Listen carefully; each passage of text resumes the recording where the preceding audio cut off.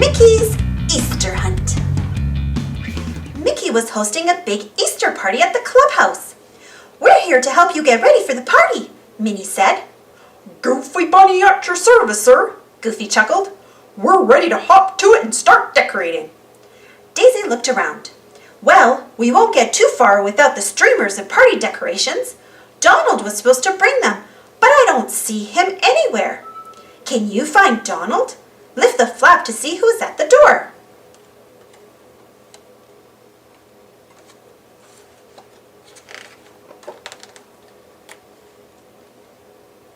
Outside the clubhouse, Pete sighed as he watched Mickey and his friends decorate for the party. He felt left out. "No fair," he grumbled. "Mickey's having an Easter party and I'm the only one who wasn't invited. Aw, drats! I wish I was the leader of the clubhouse. Then I could invite myself to the party." This gave Pete an idea. "Wait a minute.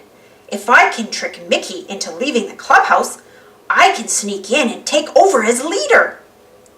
Soon after, Clarabelle Cow strolled by with an Easter egg cake for Mickey's party. Pete offered to bring the cake to the clubhouse so that Clarabelle could go back home to get dolled up for the party. It was all part of Pete's sneaky plan.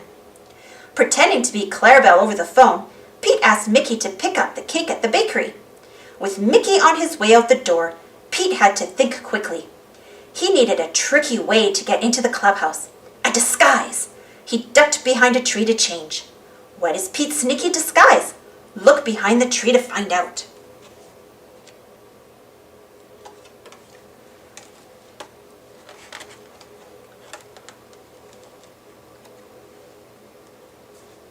Dressed as Mickey, Pete knocked at the clubhouse door.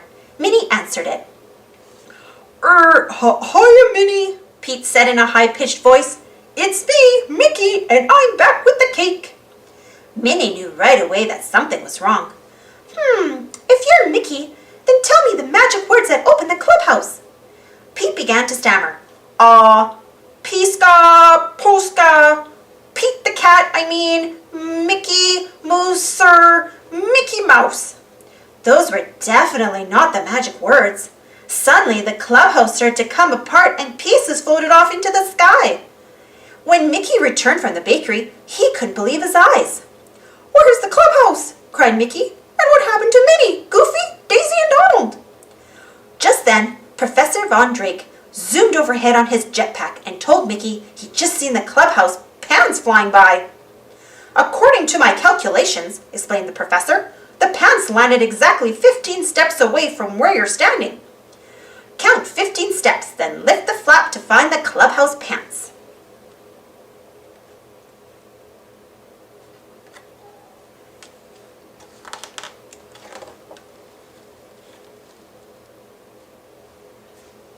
After rescuing Minnie and getting the pants back to the clubhouse site, Mickey and Pluto boarded the Toon Plane in search of the shoe garage. Soaring high above the river, Mickey spotted Goofy in the shoe. "Oh no!" Mickey exclaimed.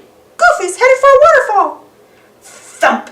The shoe garage was wedged between rocks at the edge of the waterfall. Mickey had to act fast. "Oh, Toodles!" Mickey called. "We need your help!" Toodles arrived with the Mousecatools. "Let's see," said Mickey, looking at the Mousecatools. "We've got a pacifier, my toolbox, a crane, and the mystery Mousecatool. Which tool will help us lift the shoe garage out of the river?" Did you choose the correct tool? Lift the flap to find out.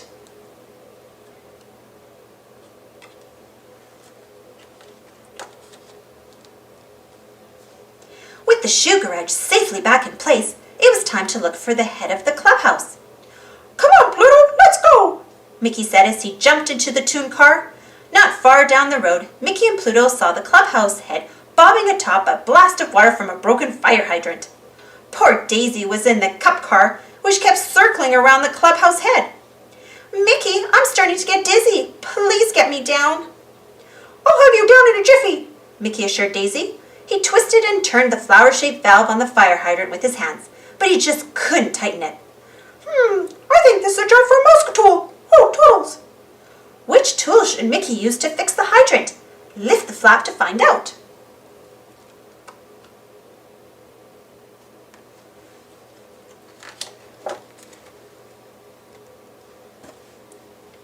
Looks like we're ahead of the game, joked Professor Von Drake when the friends returned with the clubhouse head. While you were gone, I made an eerie discovery with my telescope. The clubhouse ears are in outer space. Minnie couldn't believe her ears. Gosh, Professor, that means that Donald's in outer space too. Don't worry, Minnie. The clubhouse rocket will get us there lickety-split, explained Mickey. Come on, let's get into our spacesuits. Aboard the rocket, Minnie studied the space map. Aha! The ears must be on this planet. Which path shall we take to get there? Asked Mickey. The path of pink space rocks, the path of yellow stars, or the path of purple satellites? Which path do you think they should take? Lift the flap to find the clubhouse ears.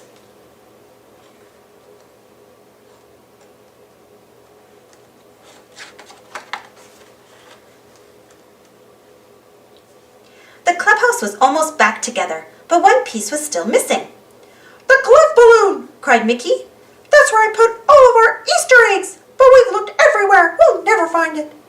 Pete nervously stepped out of the bushes. Well, the glove balloon floated up to the giant's cloud, Mickey, but I'll get you it back. I feel awful that I made the clubhouse go all to pieces. Mickey accepted Pete's apology, and then the two of them used the mystery mousetool, a bunch of colorful balloons, to float up to the cloud together. Mickey and Pete snuck into the giant's house. He was fast asleep in his bedroom. There's the glove balloon, Pete whispered to Mickey. The giant's great big snores keep blowing it higher and higher. Oh, Toodles, Mickey called in his quietest voice. We need to stop that giant from snoring. What do you think Mickey should use to stop the giant's snores? Look beneath the flap to see if you're right.